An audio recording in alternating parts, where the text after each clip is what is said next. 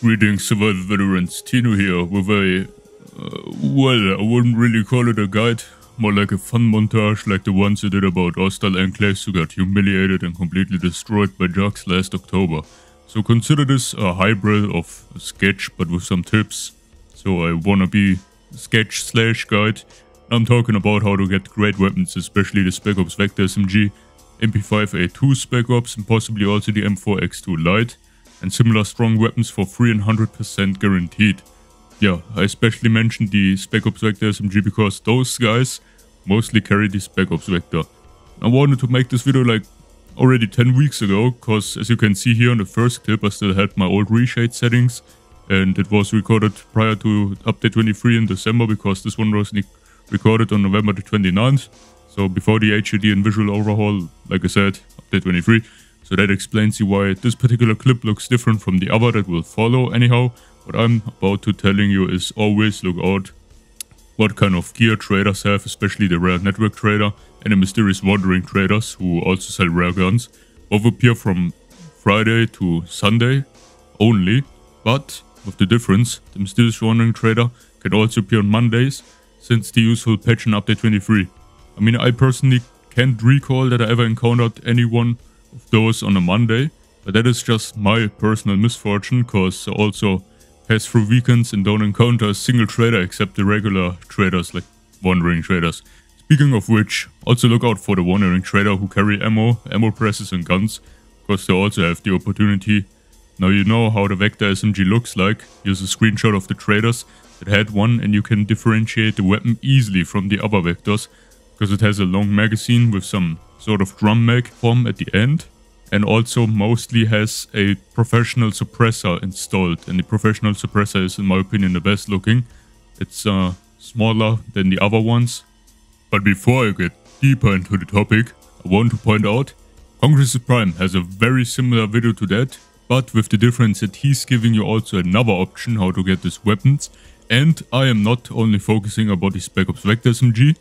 I only mentioned this one as an example because it's still one of the best weapons, and many of you know Congress Prime and I, we do a lot of collaborations, we have similar opinions on a lot of topics, so it's not about copy and pasting like his idea. That is why I recommend you to watch his version as well. It's linked in the description. If you're not unsubscribed to Congress Prime, then you're missing out something. In case if you wonder why Prime and I talk so much about the Spec Ops Vector SMG, simply because it's a top tier weapon with all 3 fire modes, a scope, and needs only 45 cal, which is a cheaper ammo type compared to high caliber like 5.56, 7.62mm or the 44 Magnum. Now the safest way for you is attracting hordes, especially blood ferals or jugs, to the trader or enclave, because they also have the possibility to wear such guns while wearing sandblock, like you saw me in the first clip. And yeah, the first clip was recorded on Nightmare Zone, but all the others are on Lethal Zone. So it works on Lethal Zone, and it can be safe on Lethal Zone if you're cautious and don't run into the action with an unsuppressed weapon. No stealth on your character, because stealth increases your, actually decreases the zombie visibility range, detection range, that's the word that I was looking for. If you got jars of jump baits, which is like the name indicates and already says, a zombie attractor, you can use that, or the boombox, and hope a zombie boombox on 2 legs appears. Talking about the screamer obviously. The difference without sandblock is that you either have to wait until other zombies pass by, which isn't the smartest option because all NPCs turn into zombies themselves, unless they've been torn in half by a jug, or you kill them with explosives all in one, shoot a couple rounds and slash through the hordes while your sandblock is still working, or you simply use the back of your vehicle and drive over the horde. But please keep this last tip in mind.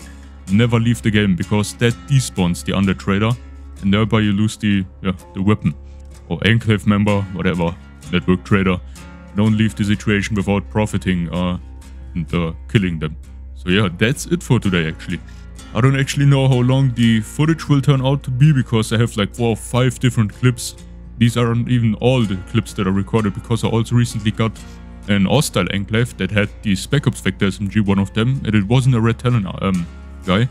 And another possibility to get the Spec Ops Vector SMG is finding the Red Talon traders, not the prestige trader, regular traders from the Red Talon, who can have the Spec Ops Vector SMG, but it's not 100% guaranteed, and it still costs Much obliged. 300 influence, 350, something like that at the most, and that is a good price for such a good weapon.